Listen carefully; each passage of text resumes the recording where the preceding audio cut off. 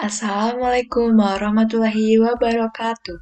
Izin memperkenalkan diri, nama saya Dina Zanahliza, NPM 1913053010 dari semester 3D.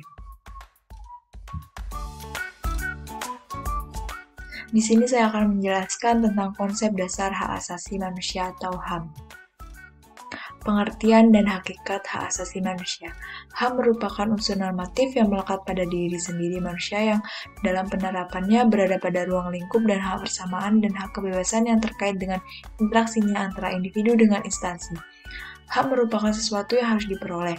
Dalam Undang-Undang UU Nomor 39 Tahun 1999 tentang Hak Asasi Manusia, Pasal 1 disebutkan bahwa hak asasi manusia HAM adalah seperangkat hak yang melekat pada hakikat dan keberadaan manusia sebagai makhluk Tuhan Yang Maha Esa dan merupakan anugerahnya yang wajib dihormati, dijunjung tinggi dan dilindungi oleh negara, hukum, pemerintah, dan setiap orang demi kehormatan serta perlindungan harkat dan martabat manusia.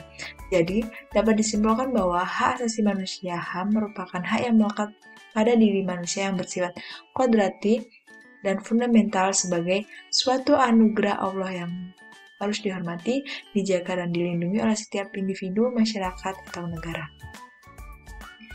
Dengan demikian, hakikat penghormatan dan perlindungan terhadap HAM ialah menjaga keselamatan eksistensi manusia secara utuh melalui aksi keseimbangan, yaitu keseimbangan antara hak dan kewajiban, serta keseimbangan antara kepentingan perseorangan dengan kepentingan umum. Upaya penghormatan, melindungi, dan menjunjung tinggi hak asasi manusia menjadi kewajiban dan tanggung jawab bersama antara individu, pemerintah, aparatur pemerintah baik sipil maupun militer, dan negara. Jadi dalam memenuhi dan menuntut hak tidak terlepas dari pemenuhan kewajiban yang harus dilaksanakan, begitu juga dalam memenuhi kepentingan perseorangan tidak boleh merusak kepentingan orang banyak, kepentingan umum. Karena itu, pemenuhan perlindungan dan penghormatan terhadap HAM harus diikuti dengan pemenuhan terhadap KAM, kewajiban asasi manusia, dan tanggung jawab asasi manusia dalam kehidupan pribadi, bermasyarakat, dan bernegara. Jadi dapat disimpulkan bahwa hakikat dari HAM adalah keterpaduan antara HAM, KAM, dan TAM yang berlangsung secara sinergis dan seimbang. Bila ketiga unsur asasi HAM, KAM, dan TAM yang melekat pada setiap tiga individu manusia, baik dalam tatanan kehidupan pribadi, bermasyarakat, dan berbangsa dan bernegara, dan pergaulan global tidak berjalan secara seimbang, dapat dipastikan akan menimbulkan kekacauan, anarkis, dan kesewenang-wenangan dalam tata kehidupan umat manusia. Bentuk-bentuk hak asasi manusia. Secara universal, pembagian hak asasi manusia adalah sebagai berikut. A. Hak asasi pribadi atau personal right yang meliputi kebebasan menyatakan pendapat, kebebasan memeluk agama, dan kebebasan bergerak, dan sebagainya. B. Hak asasi ekonomi atau property right, yaitu hak untuk memiliki sesuatu, membeli, dan menjual serta memanfaatkannya. C. Hak asasi untuk mendapatkan perlakuan yang sama dalam hukum dan pemerintah atau yang disebut dengan right of legal equality. D. Hak asasi politik atau political right, yaitu hak untuk ikut serta dalam pemerintah, hak pilih, memilih, dan dapat memilih pemilihan umum, hak mendirikan partai politik, dan sebagainya. E. Hak asasi sosial dan kebudayaan atau social and cultural right, misalnya hak untuk memilih pendidikan, mengembangkan kebudayaan, dan sebagainya. F.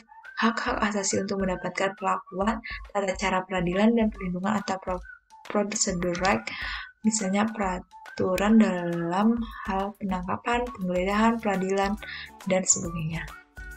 Instrumen HAM. Instrumen HAM yang berlaku di Indonesia adalah sebagai berikut.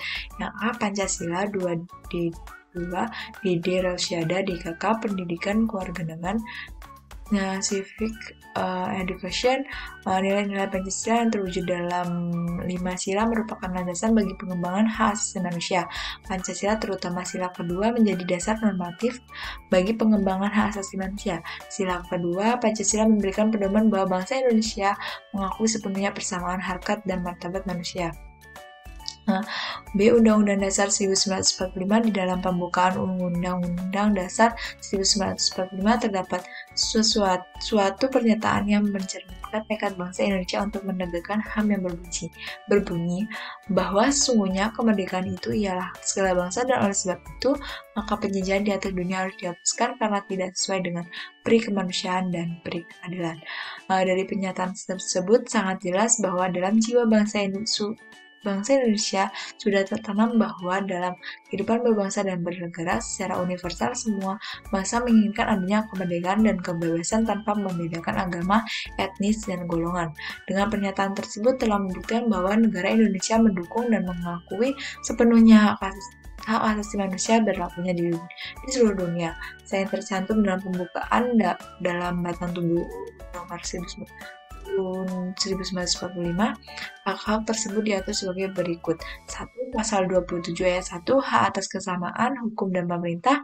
Yang kedua, pasal 27 ayat 2, hak atas pekerjaan dan penghidupan yang layak. Ketiga, pasal 27 ayat 3, hak untuk membela negara.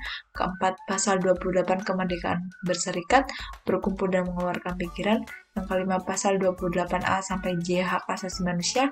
6, pasal 29 ayat 2, kemerdekaan beragama dan beribadah. 7, pasal 30, hak atas usaha pertahanan dan keamanan negara. 8, pasal 31, hak mendapat pendidikan. Yang ke-9, pasal 32, hak mengembangkan dan memelihara budaya. Yang ke-10, pasal 33, hak kehidupan ekonomi. Yang ke-11, pasal 34, hak atas jaminan sosial. C. Ketetapan MPR nomor 17 MPR 1998 tentang hak asasi manusia yang berisi piagam hak asasi manusia bagi bangsa Indonesia. Hak-hak yang diatur dalam ketetapan tersebut adalah 1. Bab 1 tentang hak untuk hidup 5, 2.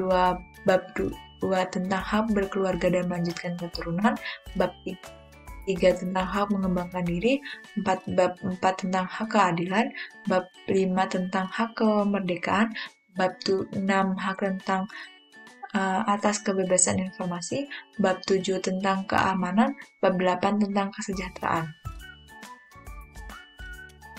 D. Undang-Undang Nomor 39 Tahun 1999 tentang Hak Asasi Manusia. Undang-undang ini selain mengatur hak asasi manusia juga mengatur kewajiban, tugas, dan tanggung jawab pemerintah dalam menegakkan hak asasi manusia. Macam-macam hak asasi manusia menurut UU Nomor 39 Tahun 1999 adalah sebagai berikut. 1. Hak untuk hidup. 2. Hak berkeluarga dan melanjutkan keturunan. 3. Hak mengembangkan diri. 4. Hak memperoleh keadilan. 5. Hak atas kebebasan pribadi.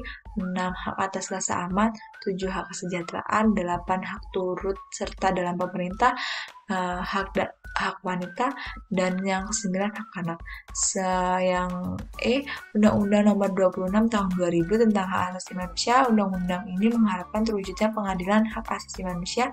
Pengadilan hak asasi manusia digunakan untuk menyelesaikan masalah pelanggaran HAM yang berat dan pengembalian keamanan dan perdamaian Indonesia. Lembaga Perlindungan HAM. Komisi Nasional Hak Asasi Manusia, Komnas HAM. Komnas HAM dibentuk dengan Kepres nomor 50 tahun 1993, kemudian mengalami beberapa penyesuaian setelah dikeluarkannya UU nomor 39 tahun 1999 tentang hak asasi manusia, yang di dalamnya mengatur Komnas HAM. Bab 8 pasal 599.